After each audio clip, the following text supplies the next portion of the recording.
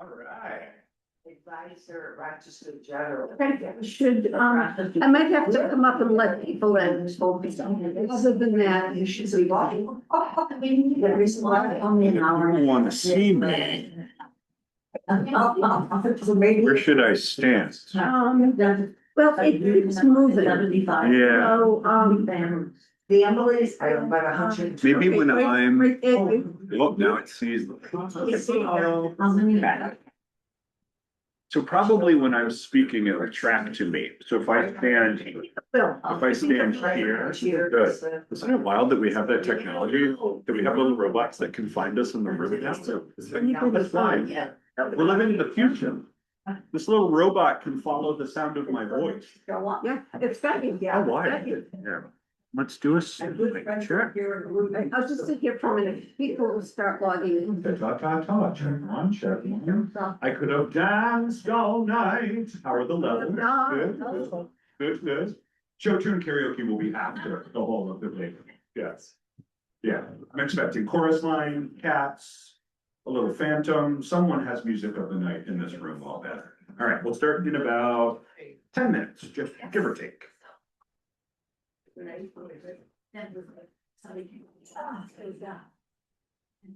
Great. Mhm. Good morning, good morning. No, pleasure. I left the votes. I'm Laura. Here I am. I'm friends with Mark. Yeah, we met at the Hunter. Yeah, it's good to see you. I'm from from Hadassah. Always worse. They're, Yeah. disclosure, they're not being rude, they're gonna be I right have here, one.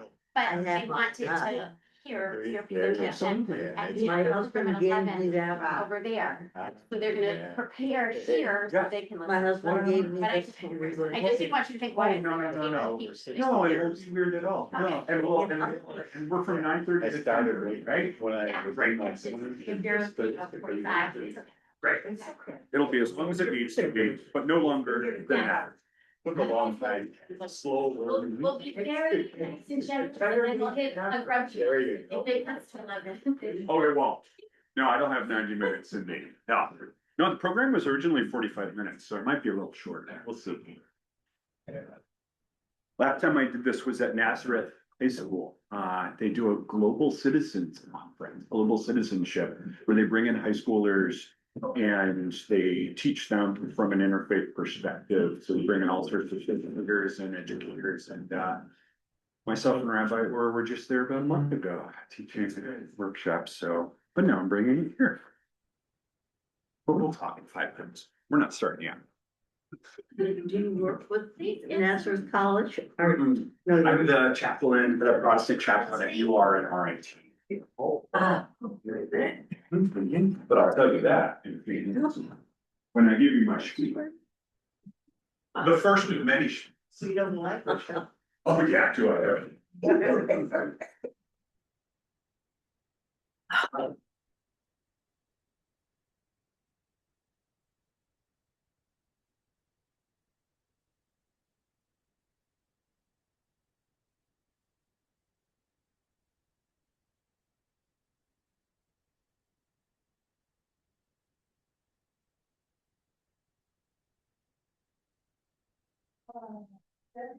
Nope, I didn't get, okay.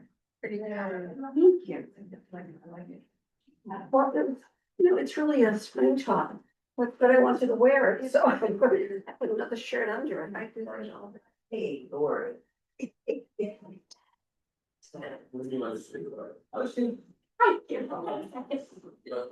Where did you sponsor last night? It was a big part of the Canada medicine. And it was, We're here. it was a jazz concert. We were here. Yes.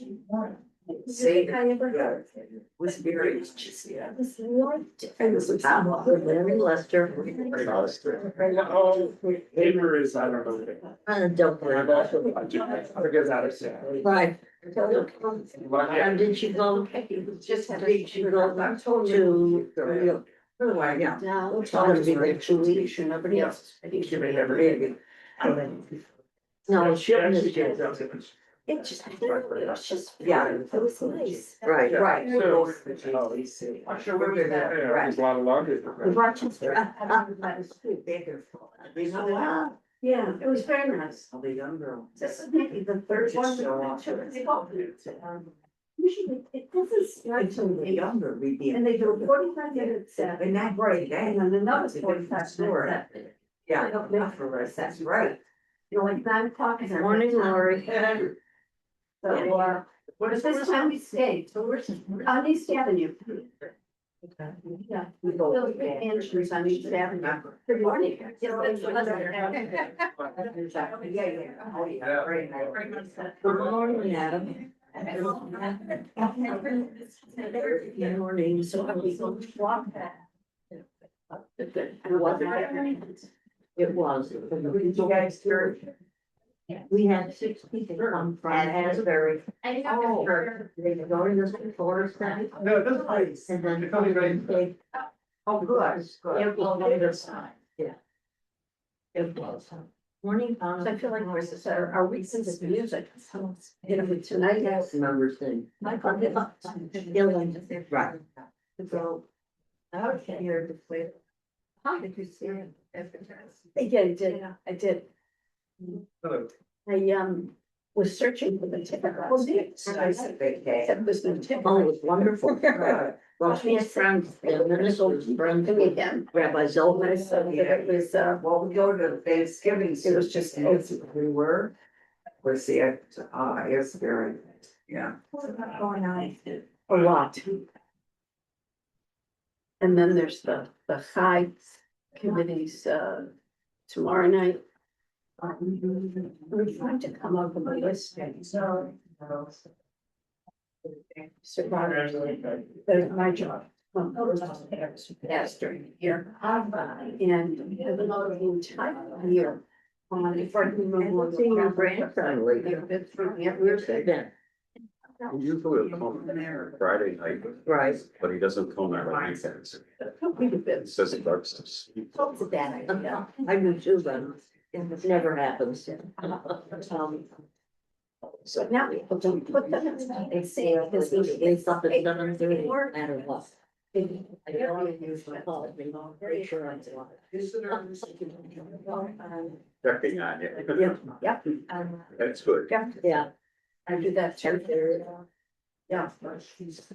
And he just got those that he has to be all the babies. Morning, everyone. We are just at about 9:30, no rush. But now might be a good time to find your seats. Find the seat that calls out to you.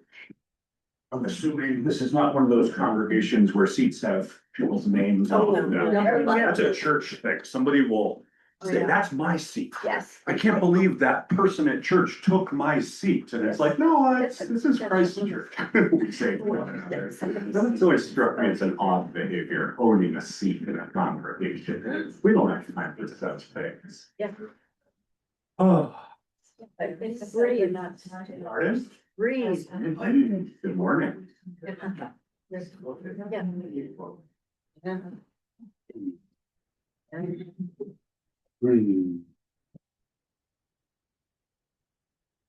Good morning, everyone. It is my honor to be here with you all today. My name is Reverend Sam Kinsman. I am the chaplain and director of Genesee Area Campus Ministries. And that's a 501c3 nonprofit that has been supporting Protestant campus ministry since the 70s.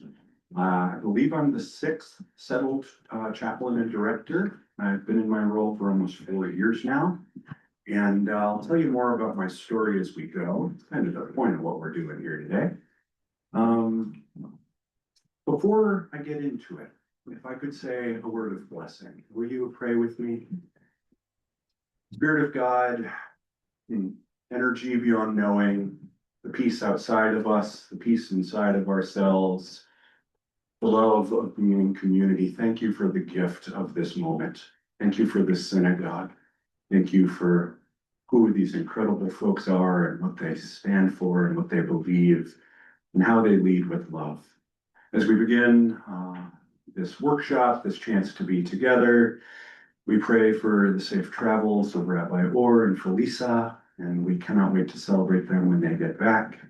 And we thank you for teaching us in many languages and many names with all of our traditions and customs and ways of worshiping. Bless this time, may we be good neighbors and good friends. Amen. Amen. All right, so we are here today to talk about some things that I believe really are my life's work, my life of calling. I'm an actor. I have my MFA in acting from the University of South Carolina. I'm an ordained minister in a Protestant denomination called the United Church of Christ. I didn't grow up in that tradition. I grew up in an evangelical Pentecostal charismatic church. I was speaking in tongues when I was 11. That's a story for another day. This workshop is about a few things that I think have a lot to do with each other. This workshop that we'll be experiencing together is about sacred storytelling. I believe that every time someone tells their story authentically, especially when there's not a ticket sold for it, if you can freely tell your story, something happens. And in Christianity, we use a lot of Holy Spirit language to talk about the energy that transfers between people. So when I talk about storytelling, it always is with a sacred reverence. There is some fear of God I bring to that language. I'm going to talk about the concept of salvation. I'll be yapping at you, as Gen Z kids say, about how I was taught salvation as a young Christian, but how it's changed over time. I hope and pray how that evolution of that language is evolving for the better. And I'll talk to you about queer faith. And this word queer was taught to many of us as a slur, as a pejorative, but it's not. It's been reclaimed by many of us in the LGBTQ community. And so I'm going to be teaching you some queer theory, started in, I think, the early 90s, codified a little later. And queer theory is a way of reclaiming queerness, and I'll be getting into it as we go. So I'll be teaching you a little bit of the academic side of LGBTQ life. And then we will have some time to play some improv games. I will be making us stand up a little bit and wiggle around a little bit because I taught improv in the Brooklyn school system. And if I can teach those Brooklyn kids to get around and wiggle, I can teach it to anybody. And then we'll end with some question and answer time. Might be about 45 minutes, might be closer to an hour. Watch out, you gave a preacher a mic. So actually this is going to be a very fraught moment with me yapping, as the kids say. So before we get into the beginning, which I'm going to tell you a bit of my story and how I got here and why this is such a meaningful morning to me. Any questions, any feedback, any thoughts tripping off your tongue? Hearing none. Okay. Wolfson, Pardon? Wolfson, the name Wolfson, I don't know that name. No. he's gay Hmm. and it's in the 90s, Oh, started a whole movement. amazing. I can't wait to hear more after. Wonderful. And I'll look him up. Wolfson. Wolfson. Wonderful. Brother and faith. The only thing I'm going to ask is it's a little bit covenantal. So there might be differing thoughts, different opinions. Some of my words might land strangely in your ears because I'm from rural California. I'm quite literally a stranger in a strange land out here. But all I ask is that we covenant together in active and open listening and non-judgmental listening. So if we can we just sort of hold the multiplicity of thought and voicing and all of our differences together in love? Can we give a thumbs up and covenant to that? Great, because everything is good in a workshop except for acting out of anger and throwing tomatoes. We're not going to be doing any of that, and nobody has yet in this workshop, so we're off to a good start. So I'm going to start by telling you a bit of my story because you don't know me from Adam. You know that Rabbi Orr invited me to teach here, and that's good, and that's a wonderful thing. He's an amazing friend and colleague. I'm excited to keep working with him. So my name is Reverend Sam Kinsman, yet again. I grew up in rural California, in the middle of nowhere. I grew up in Majeska Canyon, which is 45 minutes into the foothills from Disneyland. It's one of the canyon communities founded by hippies like my parents in the 70s. And so it was a canyon community of 260 folks. We had 3 acres of land. I helped with my neighbors' chickens and horses. I had a rural education in Southern California. I drove about an hour to get into the suburbs where some folks who had a lot of money lived. And I got trained in choral music as a kid. I was called to be a pastor quite literally at my church when I was 11. They told me I was next in line to be one of the leaders of their church. I started preaching at 11. The first thing I remember preaching was when Jesus says, "Hey, don't talk about the speck in your brother's eye when you've got a plank in yours." He was talking about hypocrisy, was our friend and teacher, Jesus. And at 11, I thought I knew what that meant. Well, I lived in Orange County, so I had a sense of it. My journey in ministry started really powerfully. I knew that I was called. The leaders of the church told me that. My family told me that. It was kind of this understanding that I was a boy preacher. But there was a problem. I was pretty woefully in the closet. So I was pretending to be attracted to girls. I forced myself to have girlfriends so that I could be in line with quote unquote Jesus's vision for my life. But I was really bad at it. I just couldn't sort of like pull myself to attraction. It wasn't working. I went to conversion therapy for a time in high school to try and pray the gay away, and it didn't stick. The gay was very powerful in me. One of the ways I knew that God made me gay was when I had a dream about my history teacher's chest hair in 8th grade. I remember it poking out of his flannel shirts. And I remember waking up. I fell asleep in my history class and I woke up and I said, "That's pretty strange. I'm a straight guy, right? Why am I dreaming about this big burly lumberjack man?" And turns out. And so there were about 9 years from really this awakening to my queerness to being able to come out of the closet because it just wasn't safe. I didn't have any gay mentors. Nobody was out at my high school, and I ended up going to a private Christian university, which was kind of the last ditch effort to try and be straight for Jesus. But I came out of the closet for my own mental health because my self-hatred and self-harming habits on a few levels were so high.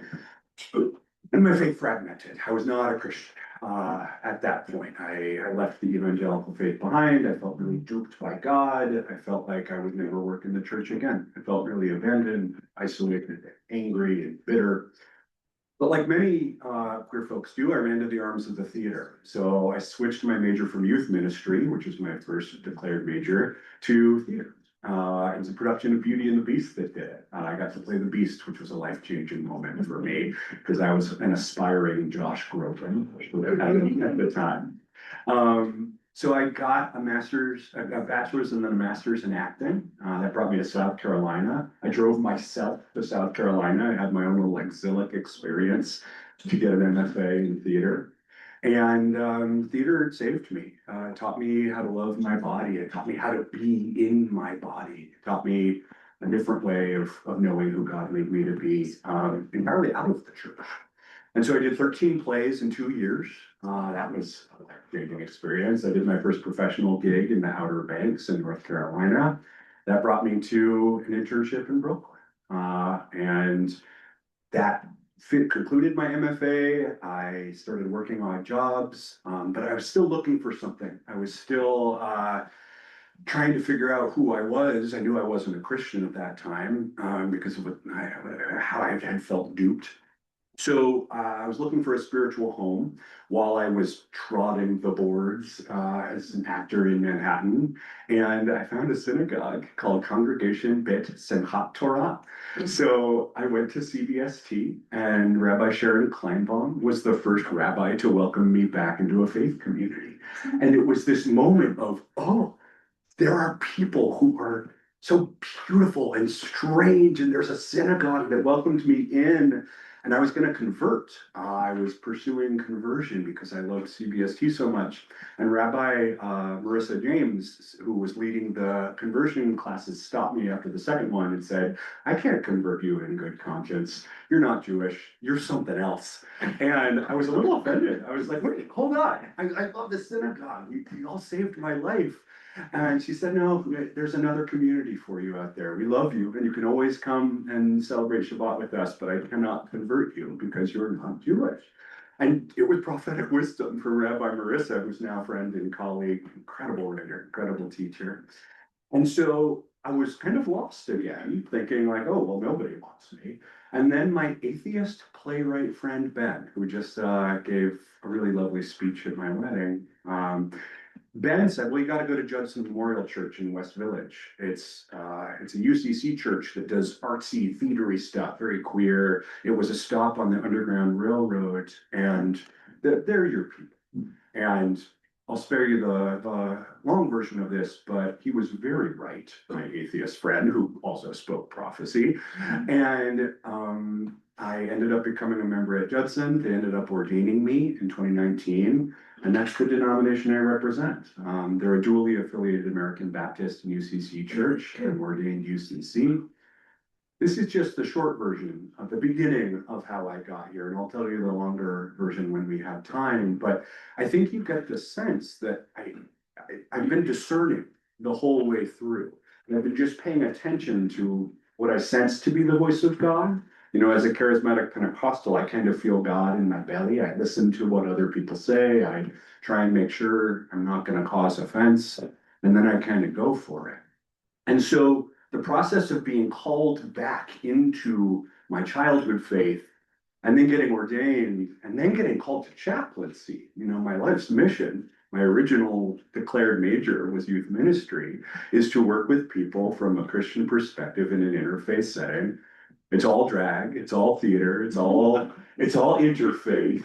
You know, I just have this sense that, you know, from my hippie mother, who was literally at Woodstock, I held her ticket, to my dad, who's a Vietnam vet, a good man in Christ, who's been through some stuff, who's now a clinical psychologist in his 80s. I think I've been prepared for this. And when I meet rabbis like our friend Orr, and when I meet artists like Felisa, who I just did a production of Cherry Orchard with, it just starts to feel like something. And that's where we get into sacred stories.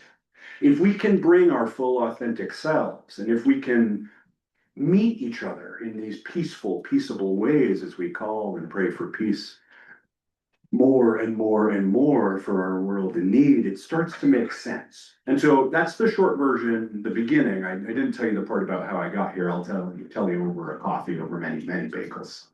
But I just don't want to talk at you the whole time. I'll get into it. So my name is Sam. I'm a chaplain. I'm an actor. I'm a husband. I'm a dog dad. I'm a huge geek. I'm a tennis player. I am training for the Toronto Half Marathon. Prayers for that if you've got them. Oh, my legs are tired. So over my years as a chaplain working in Western New York, I've discovered this kind of eureka moment between my life as an artist and my life as a minister. I think there's this thing that's teachable and shareable. I think it's how we build our communities of faith, how we invite our communities of faith to work together. Like Rabbi Orr's incredible idea to bring me to this incredible program. I think that there's this thing in storytelling. I think it's immanent. I think it's energy. I think it's how our psychologists define flow state, where it just kind of moves through us and we don't overthink it too much. And so I feel from the conviction, the cause of Christ. I'm going to use some Christian language. I hope that's all right. Just tell me if it's offensive at any moment and I'll change it. So I'm going to posit today in this here workshop that there is a through line between salvation, storytelling, and queer faith. That's why I am here today. So I'm going to do some storytelling. What I just did for a few minutes was the beginning of the storytelling part. It'll continue with some of the history and some of the academic geeky side I'm going to fold in.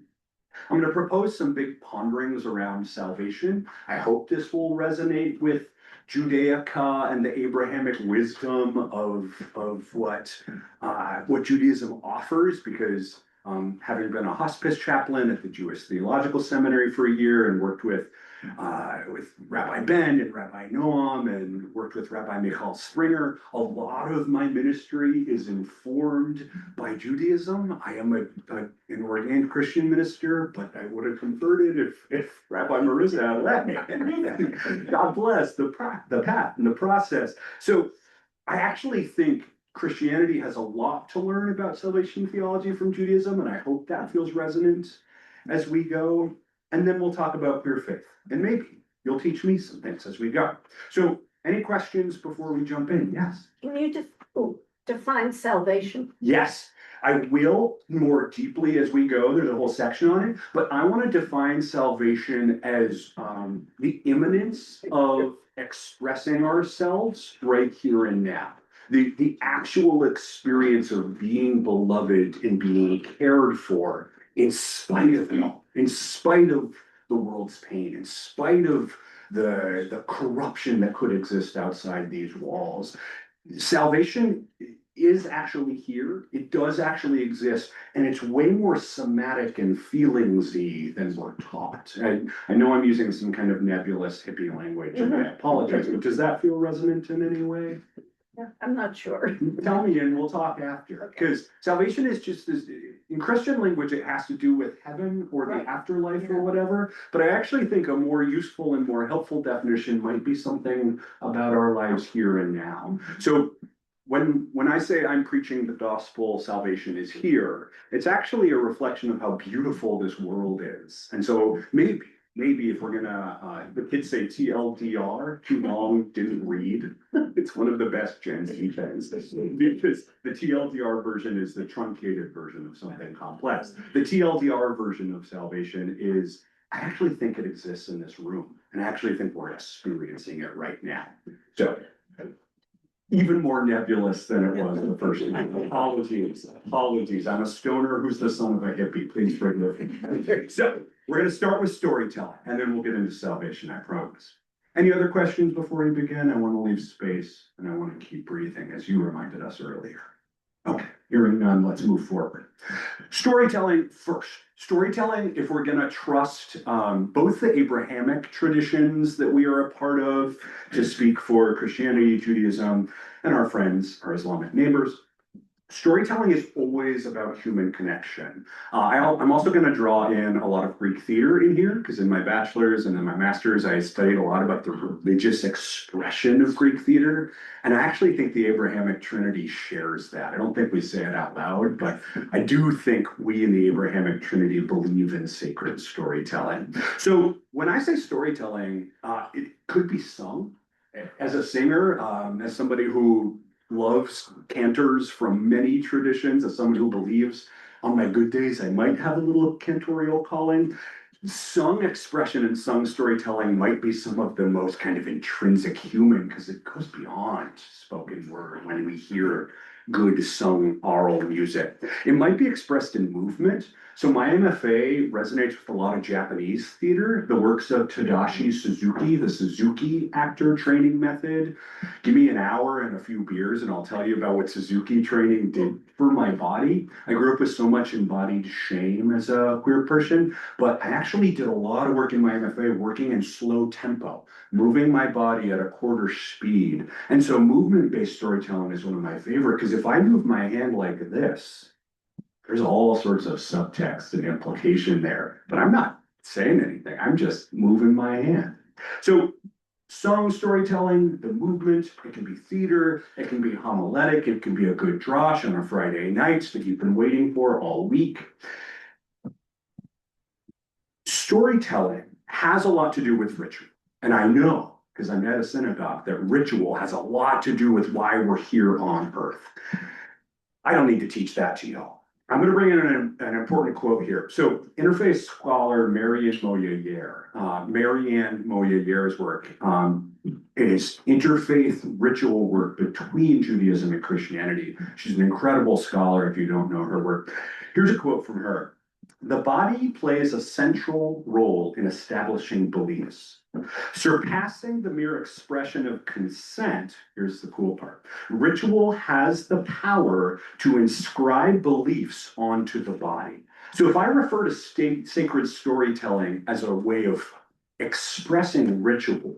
Does that make sense? Sacred storytelling is how we as people of faith step into ritual. It's a way to honor the nature of the sacred in the text and what bodies can do and what making art is. And it always involves the interpretation of ritual, letting our bodies and our spirits and our souls and who God made us to be in line and dance with the ritual that we inherit from the ancestors. Question.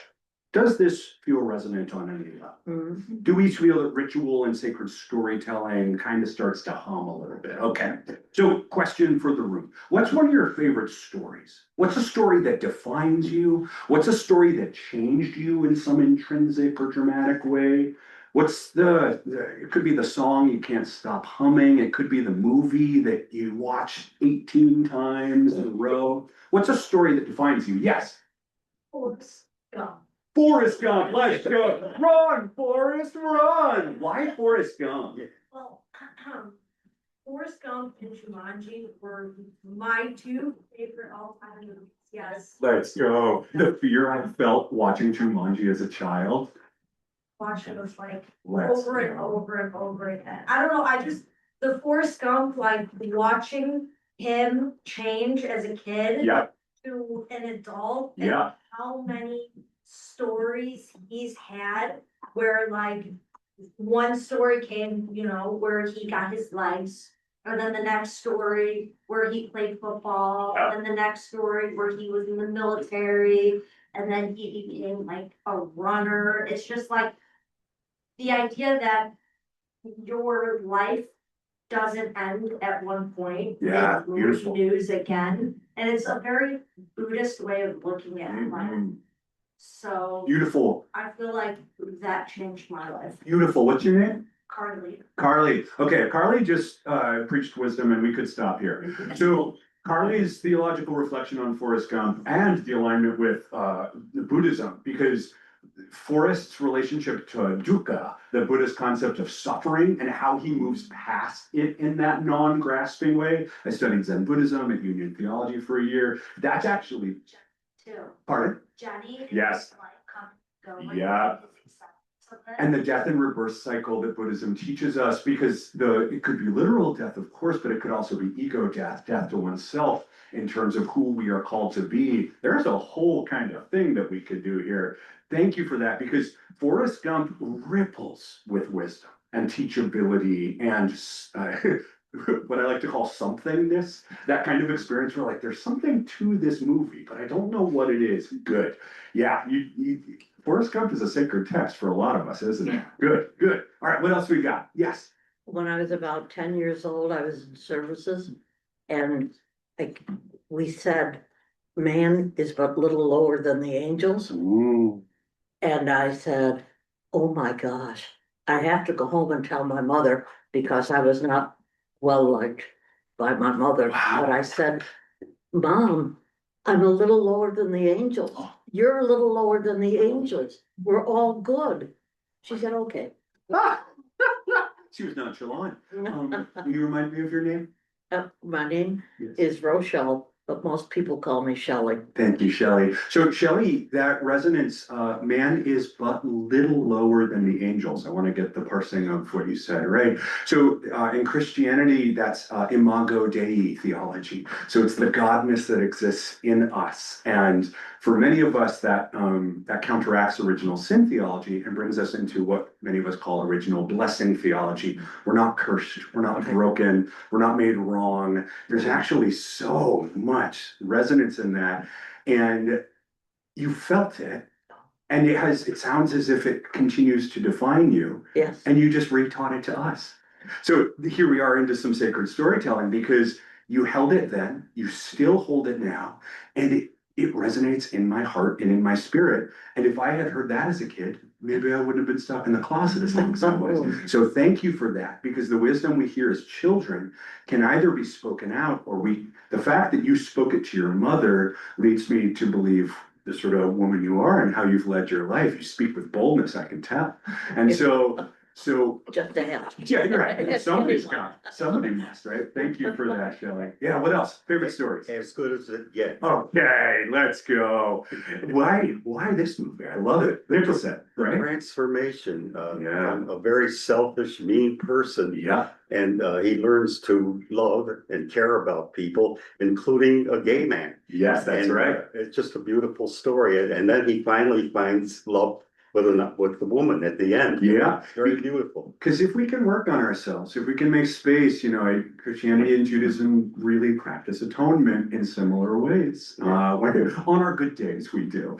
And that movie is such a wonderful look at the fallibility of us as people, but also our capacity to grow. Again, some resonance with Forrest Gump there. The journey, forgive me, I'm going to say one naughty word. The journey in being less of an asshole is really important to some of us. I am a recovering selfish person. One of the reasons I'm a minister is because I'm not that great. I'm doing better every day with Jesus's help. And As Good as It Gets is a great movie about working on our stuff. Yes. Wonderful, wonderful. Your name, sir? I'm Frank. Frank, thank you for that.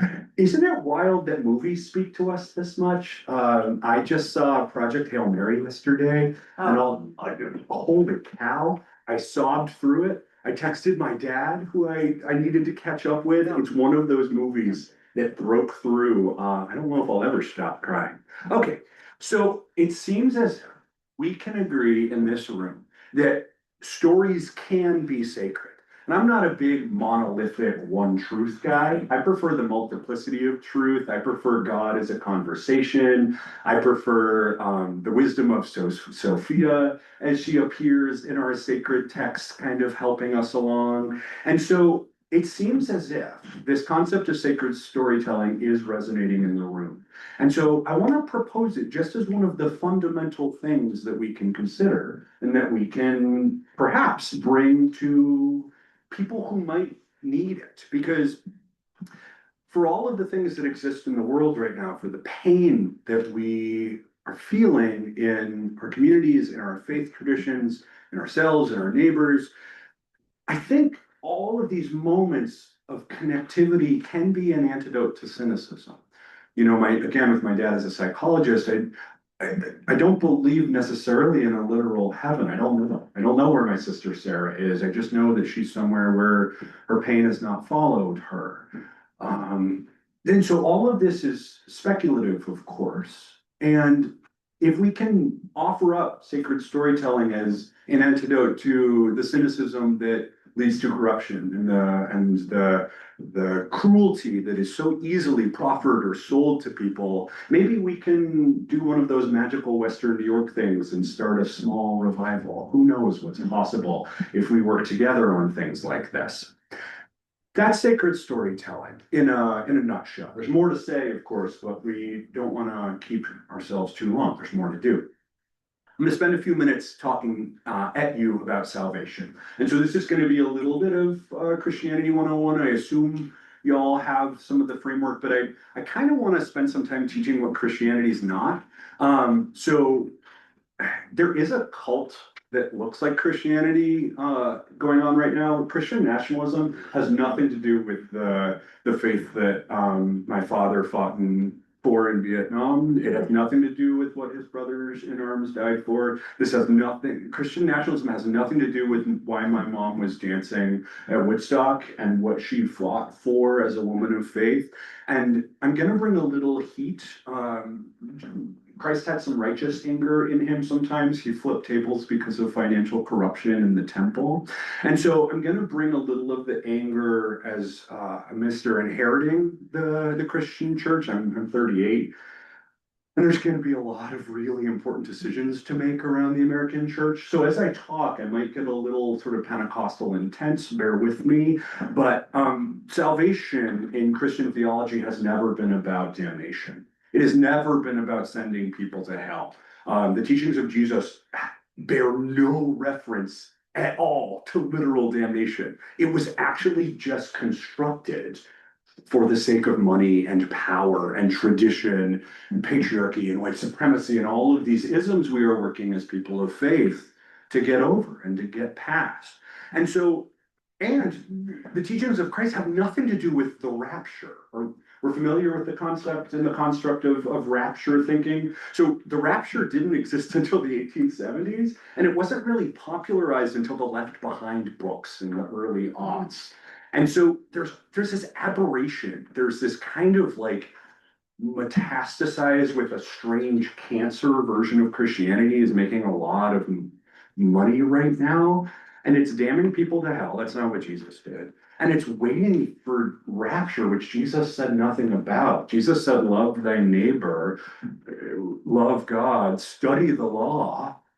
Jesus said, study Torah. Jesus was Jewish and acting in a Jewish paradigm. He was a good rabbi who was killed by the empire, who was killed by the Greco-Roman Empire for peacemaking. And so all of these isms that have really created this version of Christianity that exists in America today, it makes me sick. It embarrasses my family. It embarrasses the ancestors who I believe are calling me to ministry.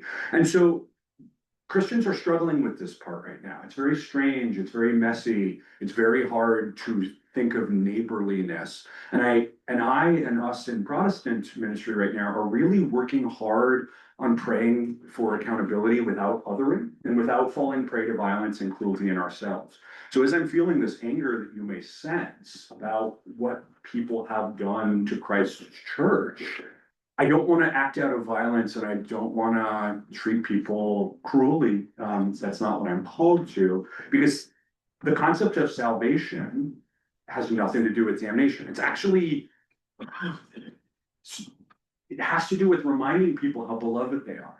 It has to do with reminding people that they are made in the image of God. It has to do with treating people kindly, even when I'm feeling frustrated today.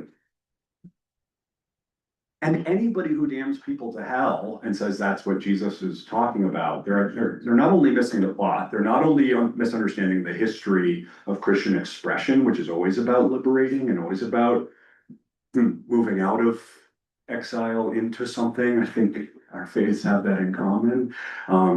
We're all trying to build a version of home that can draw the table wider. And so this form of othering, I'm going to get a little scriptural here. So when Jesus was talking about hell in the New Testament, it was referencing the Hebrew, and it was spoken in Aramaic sometimes. And when it was finally jotted down generations later, it was written in Greek.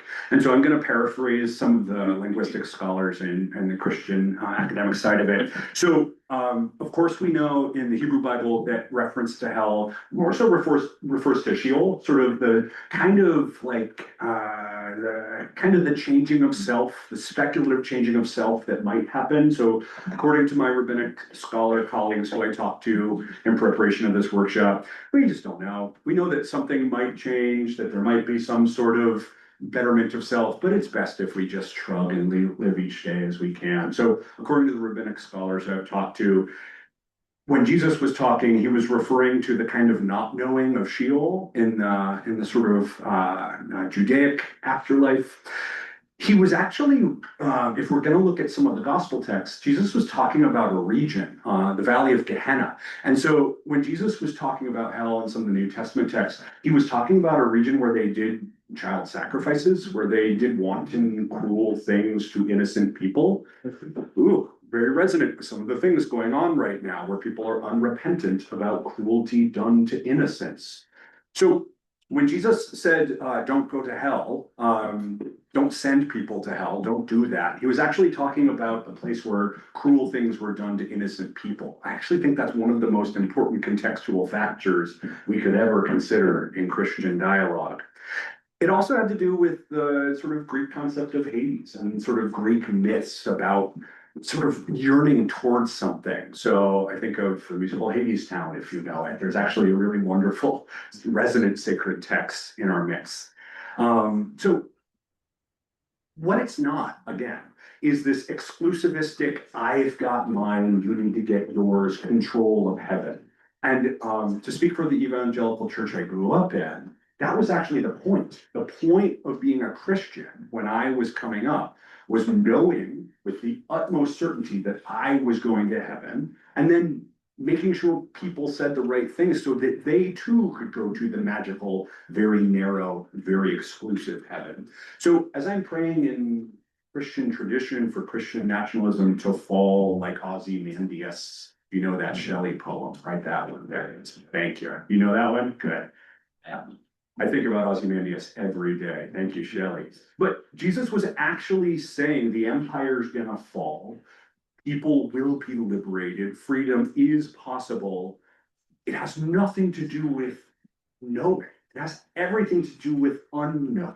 Everything to do with the speculative stepping into something, the uncertainty that leads you to treat your neighbors with loving kindness. And so once I learned this in my seminary studies, I went to Union Seminary. I got an MDiv.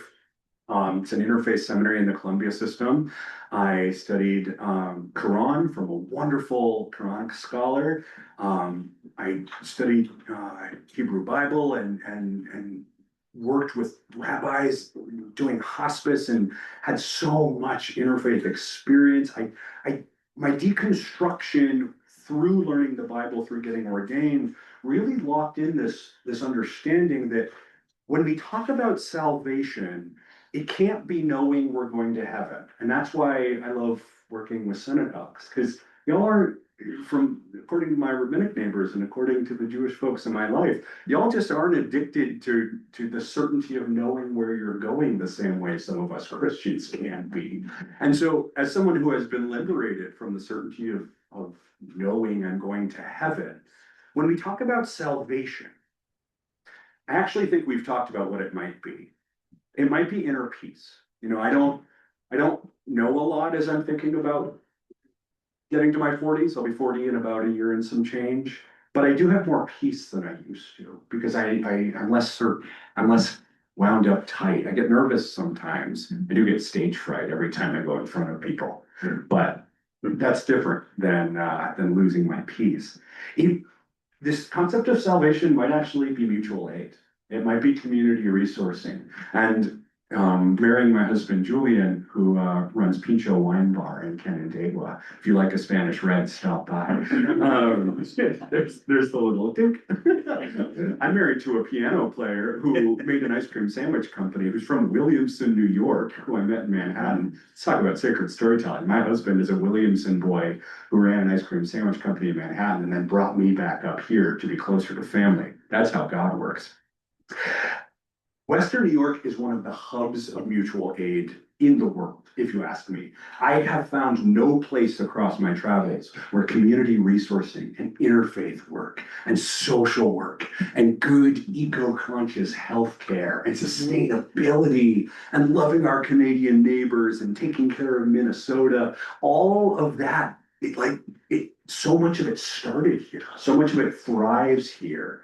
And so this idea of salvation might actually just be helping and committing to helping and the sacrifice of helping. I don't need to tell that to a synagogue. Say it again. Thank you. Because I don't need to tell that to a synagogue because Temple Sinai, you're already doing that. I felt that when I sang for you at our Hanukkah interfaith event. I felt it in the room that y'all are the kind of synagogue that makes a guy want to convert. I can't now. I officially can never, according to Rabbi Maris, and according to my call from Christ. But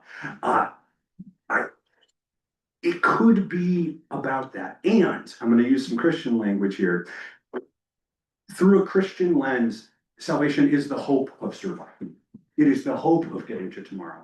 It is the hope of everyone working together so that we can all survive another day and breathe a little more deeply and help other people breathe more deeply and help other people know their belovedness. It turns into this concentric circle, ripple in a pond sort of thing. So I'll stop there for a second because I'm yapping and we have some time. Any questions? Any feedback? Any thoughts? Yes. Are you going to share your gorgeous voice with us?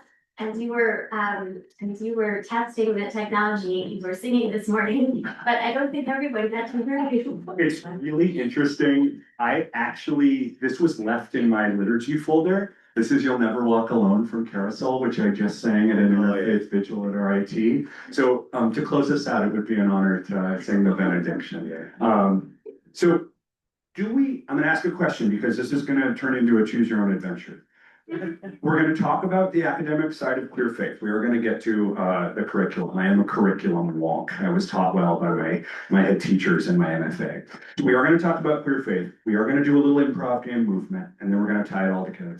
Do we have a hard stop at 10:30, or could we push to 10:45 comfortably? No wrong answer. We can. Okay, so we might push to 10:45 because as a charismatic Pentecostal, the spirit is moving. I can feel the unctuous spirit of something in the room, and we're gonna give this the time it deserves. Usually I try and commit to timelines, but let's just enjoy this moment because I'm not in a rush. Okay, but we won't go past 10:45 because I wanna acknowledge the people's need for bio breaks before the next thing, which I think will start at 11. All right. Any thoughts about another definition of salvation with all of the community wisdom in the room? Is there anything I haven't brought up that feels like it might be related to this concept of salvation? Anything I've missed? Yes. I was always taught that the idea of hell is separation from God. Right. So, True. I mean, technically right now, we're physically separated from God, Mhm. so this could be a version of it, Mm-hmm. but I mean, that's just what I grew up, like that there's no physical hell, like even after we pass on, that it's just like an idea that's been skewed. Beautiful. Beautiful reflection. And that actually aligns us with our Catholic neighbors there because Pope Leo has done some wonderful reflection on the empty hell theory, which is a beautiful teaching in ecumenical spaces, Christian and Catholic spaces. So I don't believe in literal damnation. I don't believe anybody would get sent to damnation. That would make God the cruelest of all. There's no logic in it. And so the empty hell theory is really useful here because what it does is it helps us see where hell could exist on earth, where hell could exist in the injustice of cruelty, in violence toward others, in the othering of peoples, in the way that systems, especially financial systems, disembody us. And hell as it existed in me, in my own life, was when I wasn't in control of my drinking habits. I inherited alcoholism from many generations past in my family. And hell existed when I wasn't watching how much whiskey I was drinking. Hell also exists in my outrage addiction. If I don't manage my temper by long distance running and tennis and weightlifting, playing an arcade game called Dance Dance Revolution, all these ways I manage my temper, because my dad's a Marine, there's some Semper Fi in me. You know, hell exists when I don't control myself and have the discipline and restraint I should have as a minister and as a chaplain, as a man of God. And so the emptiness and the isolation and the loneliness that you're describing that is running rampant, the way that technology disconnects us from our somatic embodied selves, all of these things could be hellish. And I do believe some folks are stuck in hell right now. I pray a lot for Pete Hegseth. You know, I won't get too political, but you know, God bless him. I pray for that man. I don't think he's well. I don't think he's doing okay, and I pray that he reels it in and chooses less violence.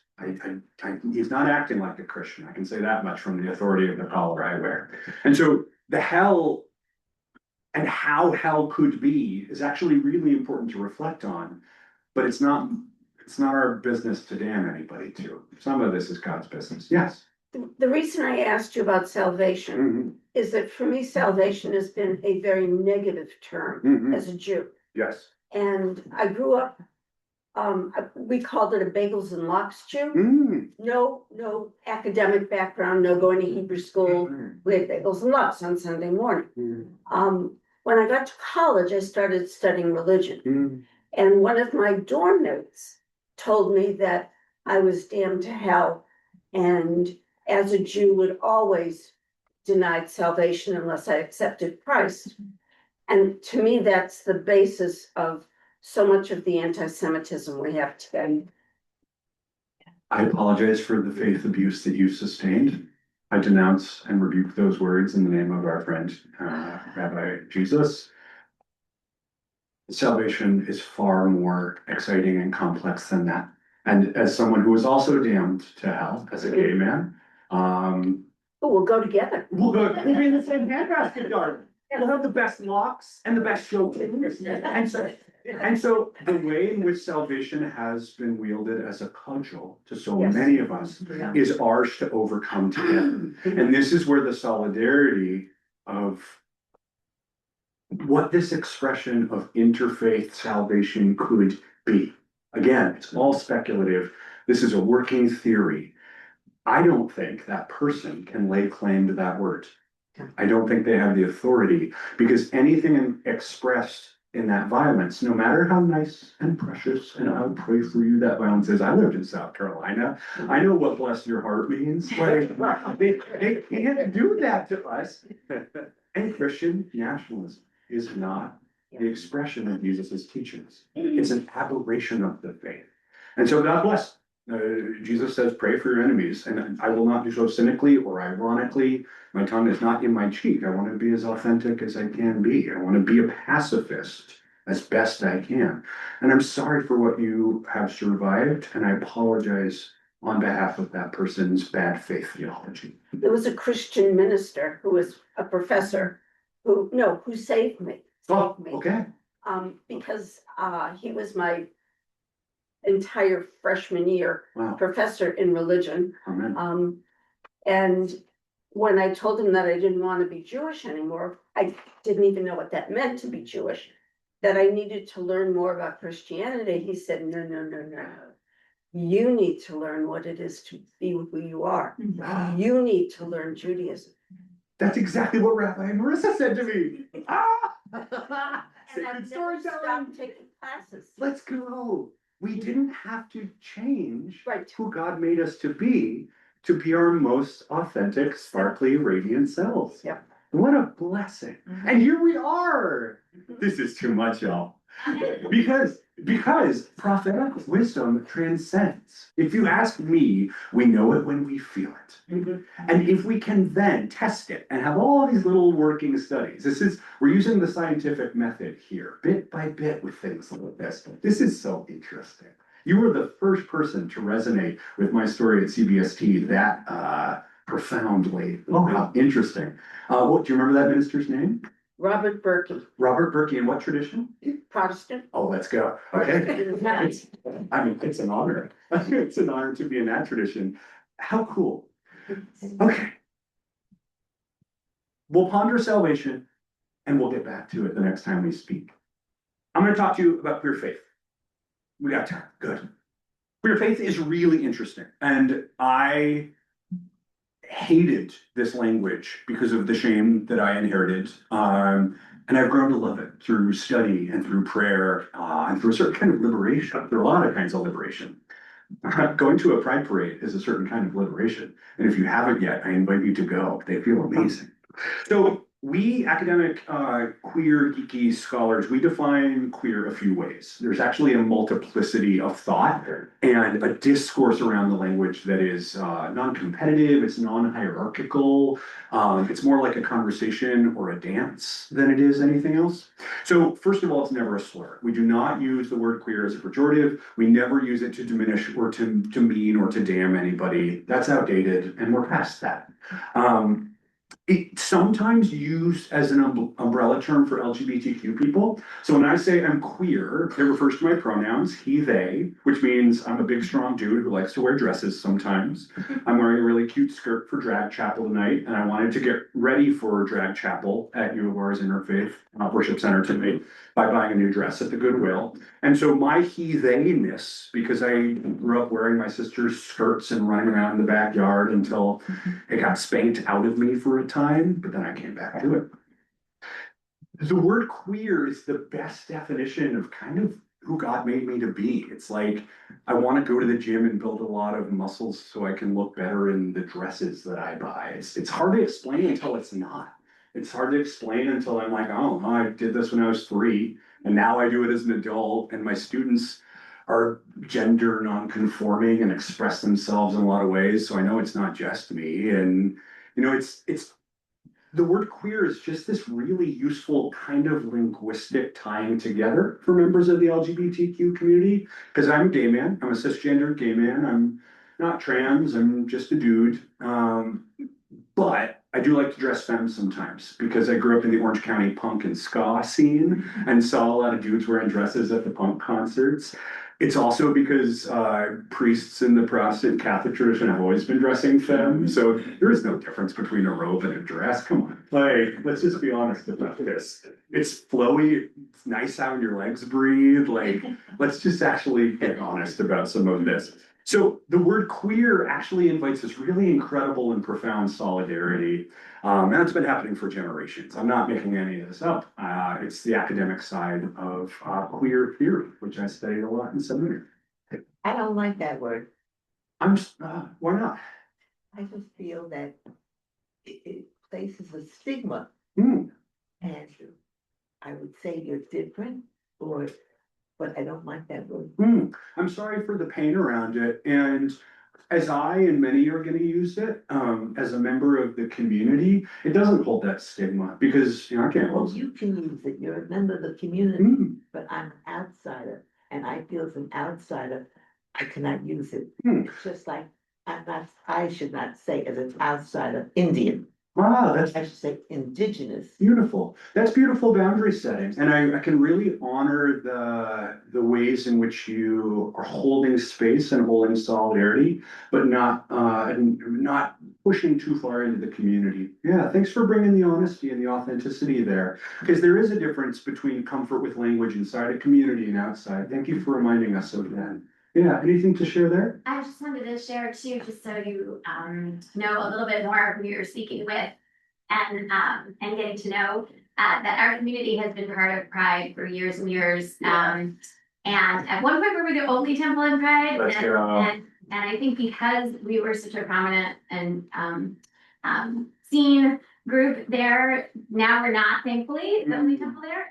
But we are also one of the sponsors of Image Out Film Festival. Amazing. We have a beautiful slide Let's go. that Sue Stager and her husband designed for us, and it's just gorgeous. And I think we are the only faith-based organization, and I hope we're not. So hopefully I'm wrong, but I think that we are currently that sponsors the Image Out Festival. So just so you know who you're Thank you. amongst. Thank you. I thank you for that because that context really matters. I don't need to mansplain queerness to anybody in this room. And what that reveals, this is actually where we're going to bring in some academic side here. So this was an article from 1997 by queer scholar Kathy J. Cohen.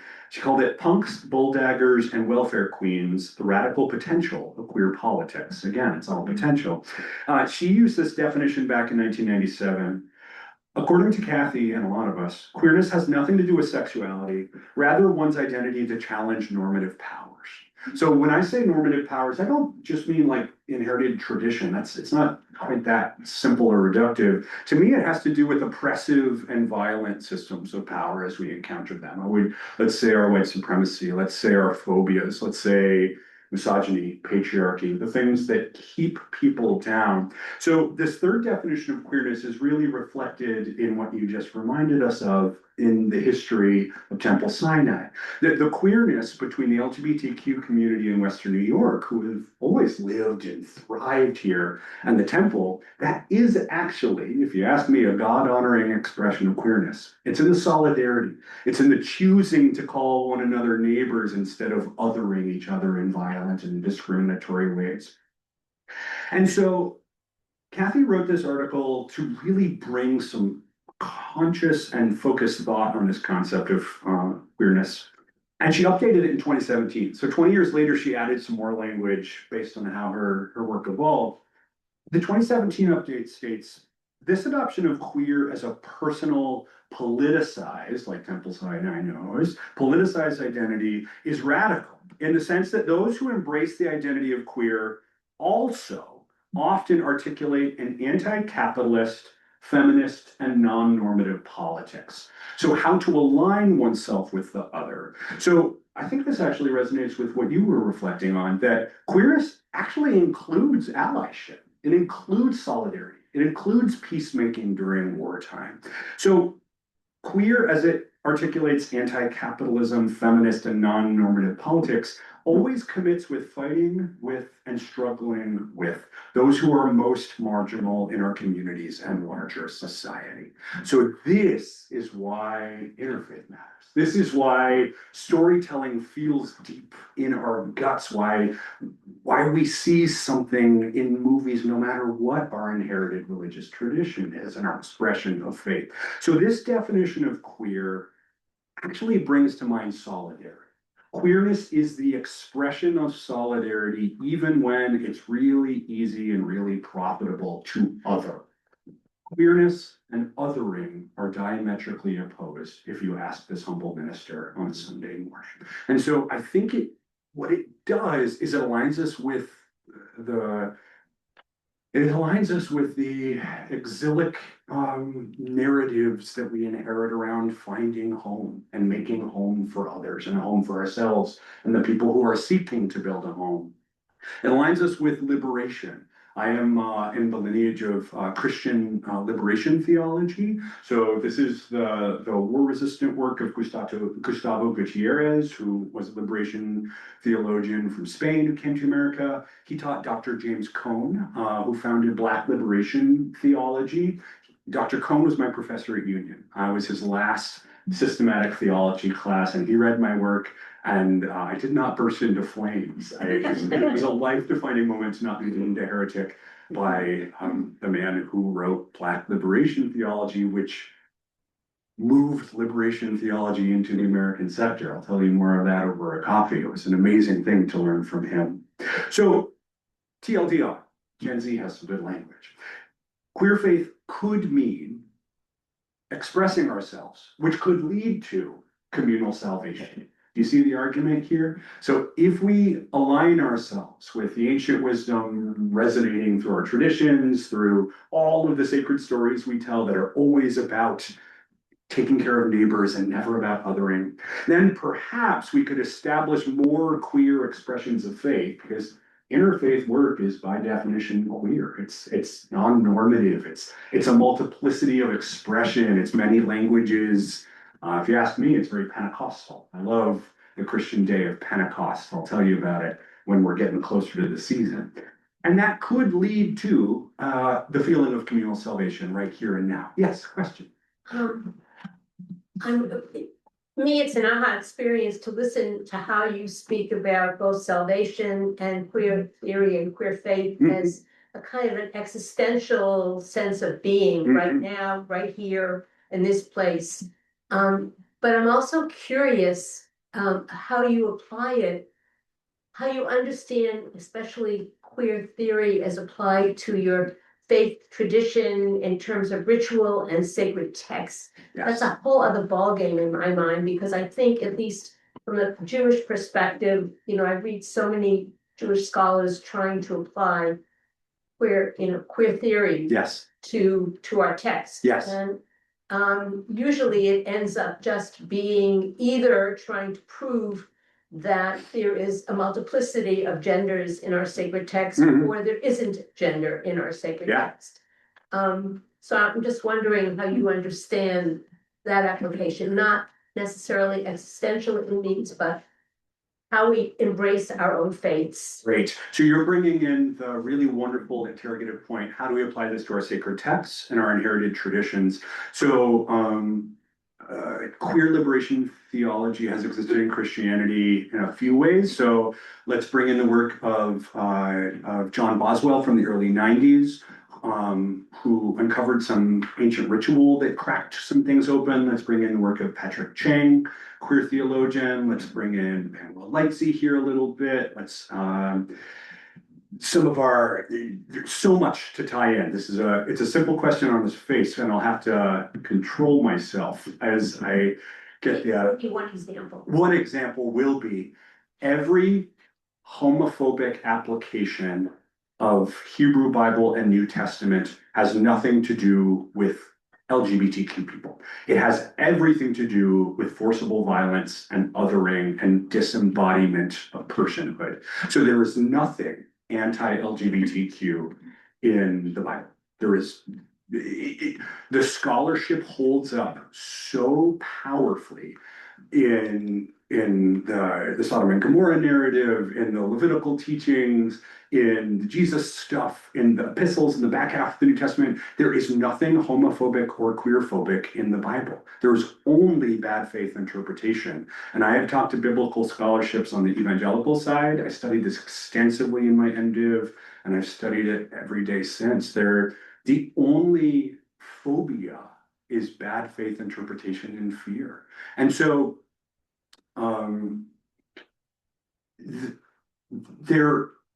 there's no anti-LGBTQ stuff in the book. There's just a misunderstanding of the potential of liberation and solidarity. That's the simplest way I can say it. Does that make sense? Does that resonate? Are there more questions? Okay, I'm not yet convinced. Okay, yeah, and I'm not here to convince, I'm just here to tell my story. When the Bible says don't dress in anything other than your own, in born gender identity, how do you get around that? The process of transition is honoring born identity. Like when people transition, it's revealing who God made them to be. So all of my trans friends are better because they've transitioned, and it honors God more. And people were transitioning pre-medically since the ancient times. There have always been trans people. Pardon? I said it honors themselves. It does. And you can't honor yourself, and you're not being true to yourself. Right, So you can't really be true to other Right. people either. right. And it's not God was wrong. It's the story of the transition is God making things even more right. So, yeah, And the biological influences that occurred within utero, yeah, I mean, it's not. A lot of people may think that transitioning has to do with how you see yourself in society. And it may, but there's a real biological force yeah. of that, and a biological reckoning and a personal reckoning. Yeah, and there have always been intersex folks. There's always biological variation in each of us. It's not pink and blue. You know, the human expression of multiplicity has always and will always honor God. And so, you know, the experience of sort of modern transition, A, it's in line with sort of ancestral wisdom, and B, it's just a step forward into authenticity and more knowing. To me, it's expansive and not reductive. And again, I'm not here to be right. I'm not here from any false authority, and it's all sacred storytelling. Yes, back here.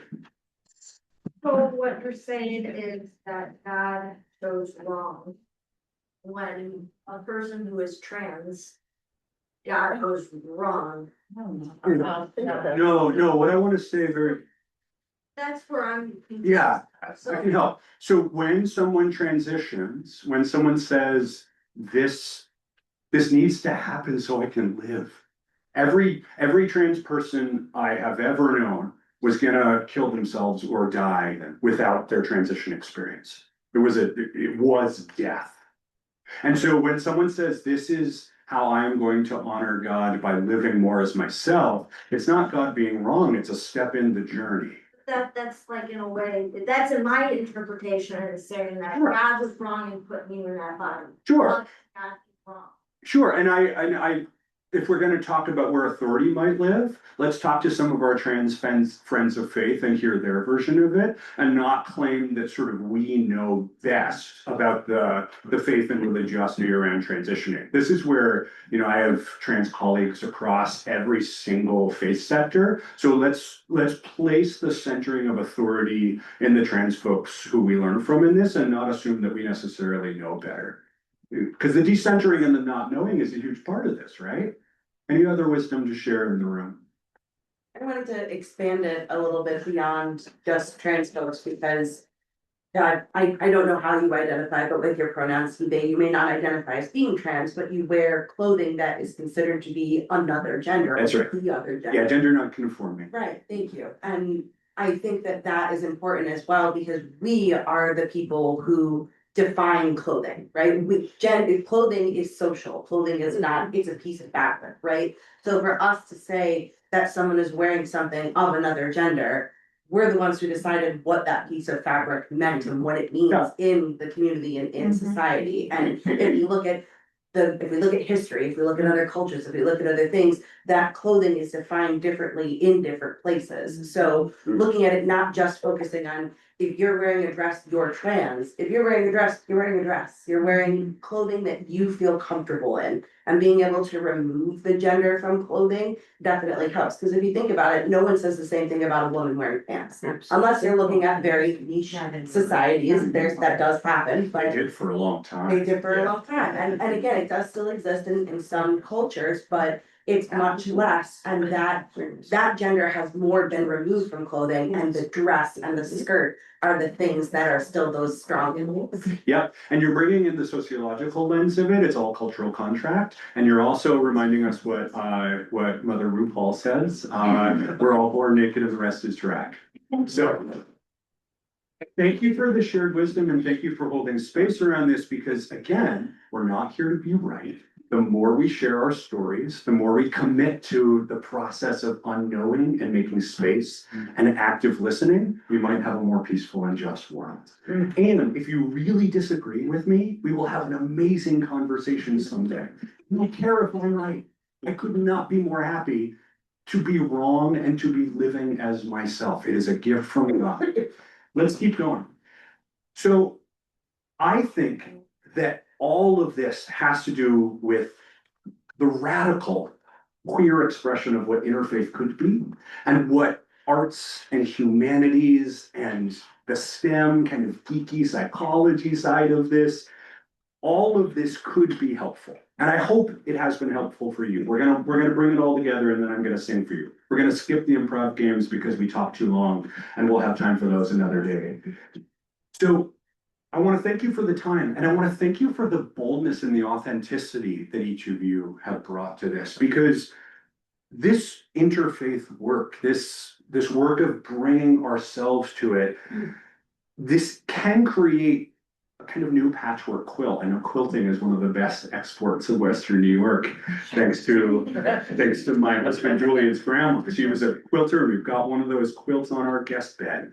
So I actually believe this is the quilt making that God calls us to do. I actually think if we keep having tough, beautiful, healthy conversations like this, we could create an interwoven, interdependent ethic together. This could lead to peace. I think there's some potential here. We need each other. We need our neighbors. All of this will help us be less isolated. All of this will help us with our outrage addiction. And all of this will help us with the addiction that we each have to be the right one. It's gotta be something bigger than that, folks. Because when I was in second grade, a Holocaust survivor came to my school and I heard her speak. And I couldn't stop sobbing. Something cracked open in me about the cruelty of what people could do. And after I went up with my classmate Lauren Bisson, Lauren who was sobbing, I was sobbing, we held hands as we walked up to meet this woman, I forget her name. And I held her hand and I thanked her. And I said, thank you. I hope that bad stuff like that never happens again. And she said, with kids like you, it won't. And so, as a Christian ally who's doing everything I can to stop the rising tide of anti-Semitism right now, as a Christian ally who prays with you, who will do everything I can to educate my Christian students, my interfaith students, every young person I encounter, I am here to help.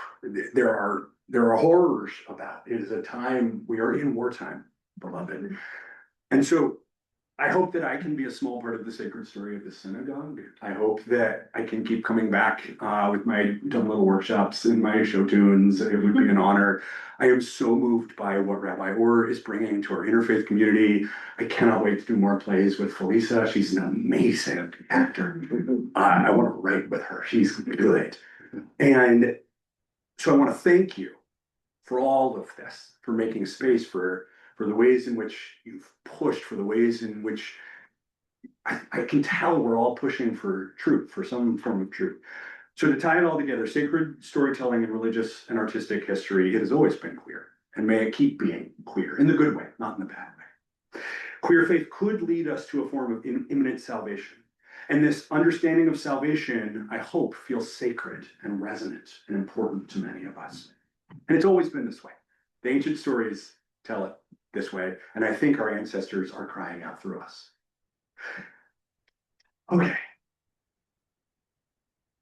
Final words. This is the benediction before the sung benediction. If you ask them, salvation is here, folks.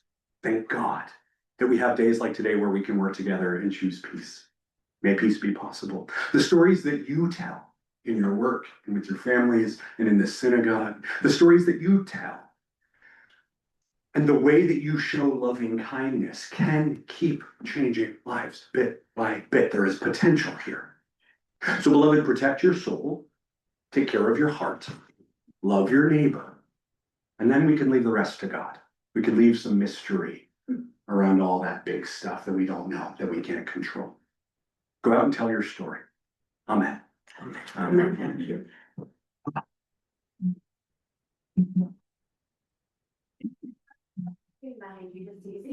Oh, thank you, Hearts. Thank you. Okay, and do you have a little musical theater theory? Last thing. Oh yeah, we'll be right on time. Let's go. Right on time, like 15 minutes late. Yeah. So in musical theater theory, there is the moment in the structure of the show when the feeling gets too big. So when the text, the book of the musical moves into the song, it's actually really this beautifully codified moment when the soma erupts, when the expression of something, the magnitude of something is so big you can't say it anymore. You have to sing. And so people that are like, I don't like musicals because they sing. It's like, okay. Like that's a little arms crossed in front of you and cynical. Everyone should like a musical. There's so many different musicals out there. So this is the moment when I've said too much, when my feelings are too big, and I'm going to sing "You'll Never Walk Alone" as a sung benediction to bless you before the next work of your day.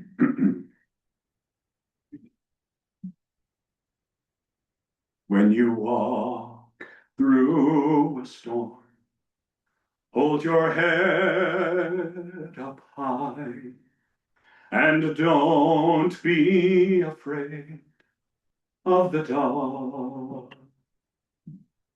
At the end of the storm, there's a golden sky and the sweet silver song of a lark.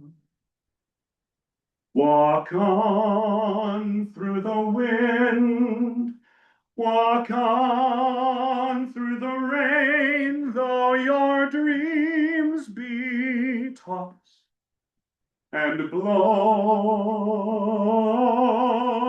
Walk on, with hope in your hearts, and you'll never walk alone. You'll never walk.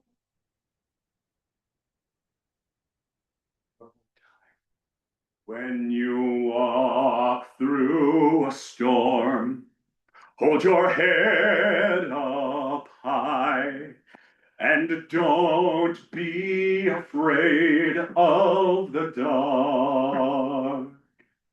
At the end of the storm is a golden sky and the sweet silver song of the Lord. Walk on through the wind, walk on through the rain, though your dreams be tossed and blown. Walk on, with hope in your heart, and you'll never walk alone. You'll never walk.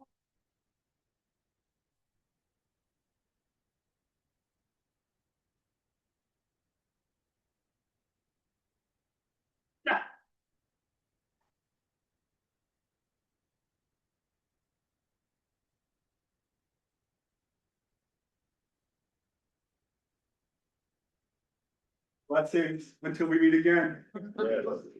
Thank God for you all. Thank you.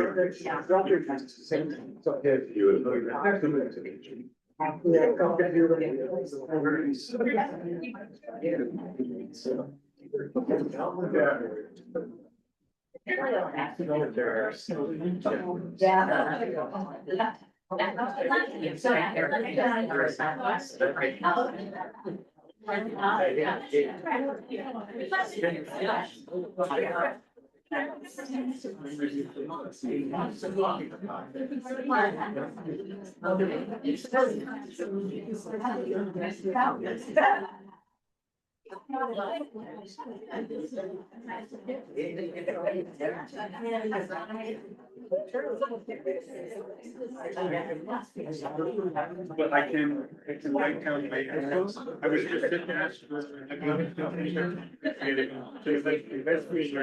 And when you write down. I've seen something. Something that I can read. I went last year and they asked me back, so. Well, I can be totally right. I'm gonna write down.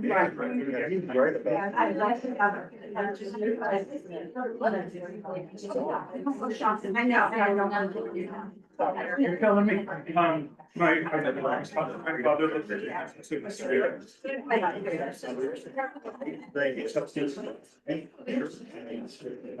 was. Or we can do now.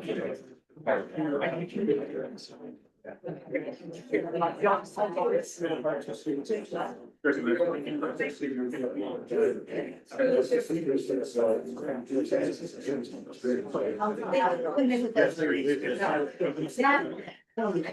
gonna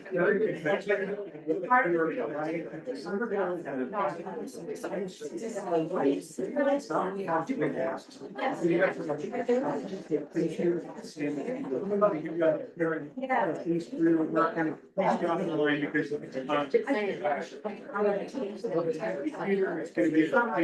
it's gonna be aggravated.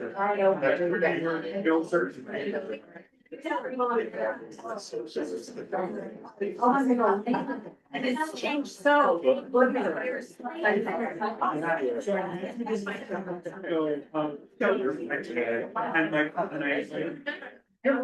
were in the room, and I brought, they brought in, password just for a meeting, but I'll see you with those. It takes a village. Very interesting. I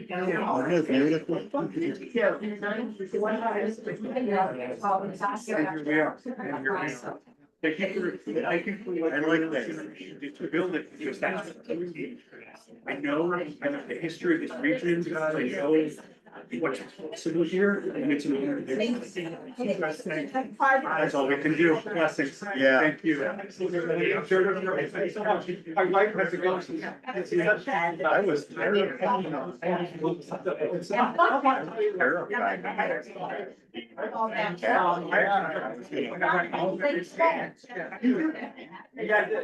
the one I think.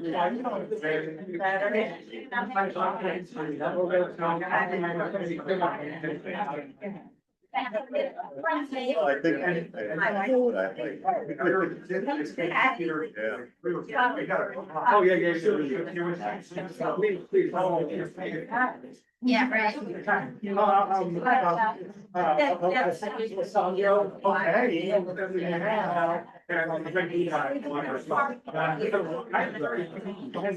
We're all talking about it.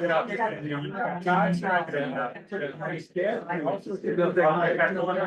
but I was about to let you know, that's the story. Actually, my own. Oh, come on. Yeah, no, okay. No, it's all. Yeah. So I told this 1 year ago. I teach a lot of writing here, right? Because I'm in the university, told me to go. Right. Yeah, no, I just said I have to go. I'm meeting director tonight with show two. Peter Beater. Yeah. I gotta get my son to see what I can do. Why?